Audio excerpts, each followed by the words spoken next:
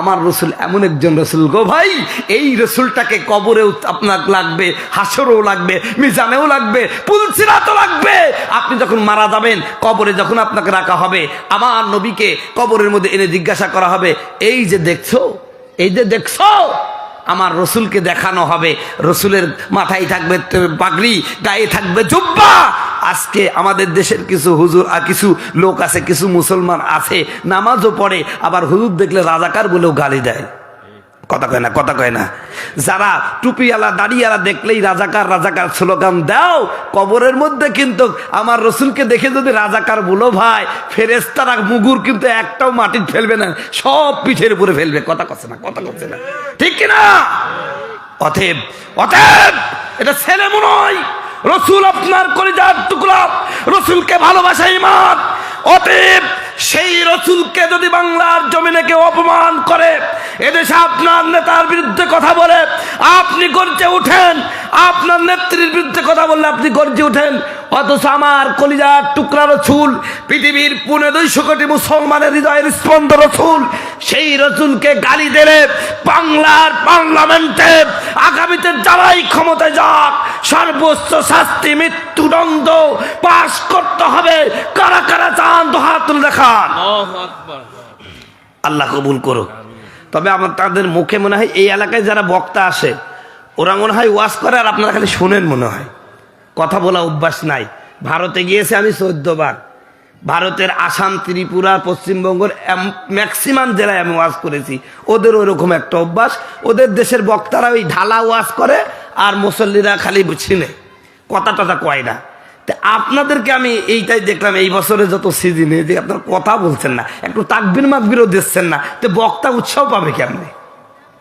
আর্ধেক ওয়াজ বক্তা করবে আর আর্ধেক ওয়াজ শ্রোতা করিয়ে নিতে হয়। কথা বলুন, ঠিক কিনা? তো কষ্ট হচ্ছে নাকি ভাই? বলছিলাম আমার রসুল তিনি কেমন স্বামী ছিলেন, আর রসুলের স্ত্রী আম্মাজান খাদিজা কেমন স্ত্রী ছিলেন, চলেন শেষ করতে পারি না কি দেখি। আমার রসুল একদিন আম্মাজান আয়েশার ঘরে শোয়া, আয়েশা রাদিয়াল্লাহু তাআলা আনহার সাথে ঘুমাই গেছেন। হঠাৎ আয়েশা রাদিয়াল্লাহু তাআলা আনহার ঘুম ভেঙে গেল। তিনি চিন্তা করলেন, খোঁজ নিয়ে দেখছেন কি ব্যাপার, রসুলের তার বিছানায় আমার রসুল নাই। তিনি চিন্তা করলেন কি ব্যাপার, আমি তো আমার রসুলকে নিয়ে ঘুমালাম, কিন্তু রসুল গেল কই? উনি মনে মনে চিন্তা করলেন যে কিরে, আমাকে বাদ দিয়ে কি আর এক স্ত্রীর কাছে গেল নাকি? এই ভাই, এইরকম একটা চিন্তা আসাই স্বাভাবিক যাদের একাধিক স্ত্রী আছে। কথা বলুন, ঠিক কিনা? আর উনি যদিও আমার নবীর কলিজার টুকরা স্ত্রী সাহাবী, তারপরও তো মানুষ ছিলেন, ঠিক কিনা? কিন্তু তিনি খারাপ মাইন্ড করেন নাই, এটা তো যাওয়ার সমস্যা নাই, খারাপ মাইন্ড করেন না। তিনি চিন্তা করলেন যে রসুল তো আমার কাছে ছিল, গেল কোথায়? তাই তিনি ওই বিছানা থেকে নামে 1 পা 2 পা করে আগাতে থাকলেন। যাইয়া দেখছেন রসুল আর অন্য স্ত্রীর কাছে যায় নাই, মসজিদে নববীর এক কোনায় দুহাত তুলে মুনাজাত করছেন। আম্মাজান আয়েশা টুক করে যাই ওই তার ঘাড়ের কাছে এরকম মুখ দিয়ে আম্মাজান আয়েশা রসুলের মুনাজাত শুনতেছেন, রসুল মুনাজাত করছেন, রব্বুল আলামিন, ওগো আল্লাহ, আজকের এই দিনে আমার কলিজার টুকরা স্ত্রী খাদিজার কথা বড় মনে পড়ে গো আল্লাহ। মক্কার জমিনে আমার খাদিজা ঘুমিয়ে আছে, কতদিন হলো আমার খাদিজাকে দেখি না। মালিক, আমার খাদিজা কেমন আছে আমি জানি না। ওগো আল্লাহ, তোমার কাছে দোয়া করেছি, আমার খাদিজাকে তুমি ভালো রাখো, আমার খাদিজাকে তুমি কষ্ট দিও না, আমার খাদিজার জন্য আমার প্রাণ কাঁদে। এইভাবে করে মোনাজাতে কাঁদতেছেন, চোখের পানি ছিঁড়ে ছিঁড়ে কাঁদতেছেন। হযরত আয়েশা তিনি চিন্তা করলেন, আহারে, আমার মতন এত সুন্দরী কম বয়সী স্ত্রী পাওয়ার পরে আমার রসুল এই বুড়ি মহিলাটাকে ভুলতে পারেন না। মনে মনে ঈর্ষা করলেন, ইসলামে হিংসা না জায়েজ, ঈর্ষা জায়েজ। মনে মনে ঈর্ষা করলেন, আরে খাদিজাকে ভুলানো যায় না, খাদিজার মধ্যে কি পাইলো? রসুল আমার মতন এত সুন্দর স্ত্রী পাওয়ার পরে ওই বুড়ি মহিলাটাকে কেন ভুলতে পারছে না? ঈর্ষা শুরু করে দিল। একবার যাই মুনাজাত যখন শেষ হয়ে গেল, আমার নবী গিয়ে ডাক দেয়া বলেন, ইয়া রাসূলুল্লাহ, ইয়া হাবিবাল্লাহ, রাতের গভীরে আমার কোলের মধ্যে থেকে উঠে গেছি, এইখানে মুনাজাতে ওই যে মক্কার বুড়ি মহিলাটার জন্য কাঁদেন, কি এমন পেয়েছেন? ওই মহিলাটা কি ভোলা যায় না? আমার রাসূলকে যখন এই কথা বলল, আম্মা জান খাদিজাতের ব্যাপারে, খাদিজাতুল কুবরার ব্যাপারে রাসূল রাগ হয়ে গেলেন, এত রাগ হয়ে গেলেন আমার মেয়েরা লাল টুকটুকে ডালিমের মতন আমার রাসূলের মুখটা হয়ে গেল, মুখটা বড় মলিন হয়ে গেছে। রাসূল রেগে গেছেন। আয়েশা রাদিয়াল্লাহু তাআলা বুদ্ধিমতী মহিলা ছিলেন, ডাক দেয়া বললেন, ইয়া রাসূলুল্লাহ, ইয়া হাবিবাল্লাহ, কেন আপনি কাঁদেন? কি কারণে কাঁদেন? কি কাঁদেন? কাঁদছেন আর রাগ করতেছেন কেন? আম্মা জান আয়েশাকে ডাক দেয়া বলেন, আয়েশা রে, তুমি আমার খাদিজাকে খবরদার বলে বলবা না, খাদিজার ব্যাপারে কোনো কমেন্ট করবা না। তোমরা আমার সুখের জীবনের স্ত্রী। মক্কার সমস্ত মানুষ যখন আমাকে একা ফেলে দিয়েছিল, আমাকে এতিম বলে কেউ পছন্দ করতো না, আমার খাদিজা এই মুহূর্তে তার জীবনের সমস্ত সম্পত্তি আমাকে মালিক বানিয়ে দেয়া আমারে বিয়ে করে মক্কার সবচেয়ে ধনী মানুষটা বানিয়ে দিয়েছিল। মক্কার মানুষেরা যখন আমার প্রতি নির্যাতন শুরু করলো, তখন আমাকে ছায়ার মতন আশ্রয় দিয়েছে।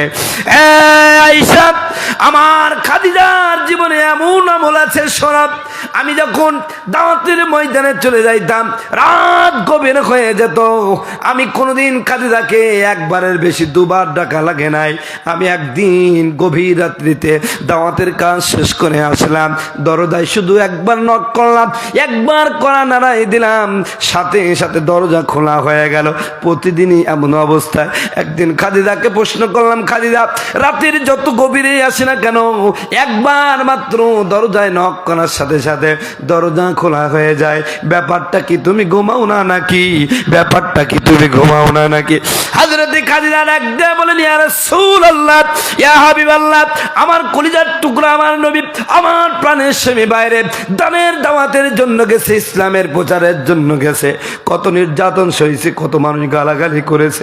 আমার নবী বড় ক্লান্ত হয়ে আমার ঘরের সামনে আমাকে ডাকাডাকি করবে, আর আমি ঘরের মধ্যে শুয়ে থাকবো, এমন তো হতে পারে না।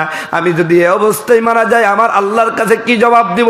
আপনার সাথে বিয়াদবি হয়ে গেলে আমার আল্লাহ কখনোই খুশি হবে না।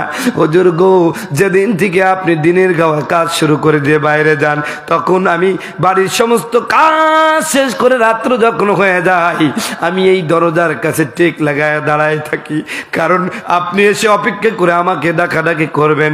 এটা হতে পারে না, কারণ আল্লাহ আপনাকে বিশ্বনবী মুহাম্মদ রাসূলুল্লাহ বানাইছে, হাবিব বানাইছে, আর আরশে আজিমে নিয়ে আপনাকে সম্মান দিয়েছে। সেই ব্যক্তি আমার জন্য দাঁড়ায় থাকবে, হতে পারে না।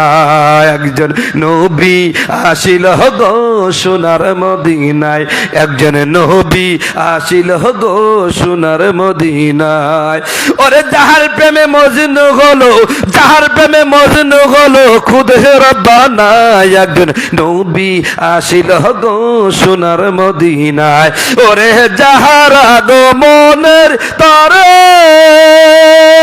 কাবা যুগে সেজদা করে গো, তিনি আমার মায়ার নবী, তিনি আমার মায়ার নবী, শাহে মদিনা, একজন নবী আসিল গো সোনার মদিনায়। সম্মানিত বন্ধুগণ, আমার ভাইয়েরা, আমার পর্দার মা বোনেরা, স্বামীর খেদমত কেমনি করতে হবে দেখুন হযরতে খাদিজা।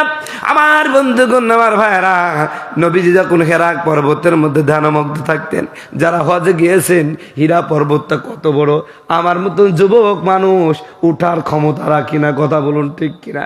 আমার ভাইয়েরা, আমার নবী মুহাম্মদ সাল্লাল্লাহু আলাইহি সাল্লামের পরে যখন ওহী নাজিল হলো, খাদিজার বয়স প্রায় 60+ হয়ে গেছে, কথা বলুন।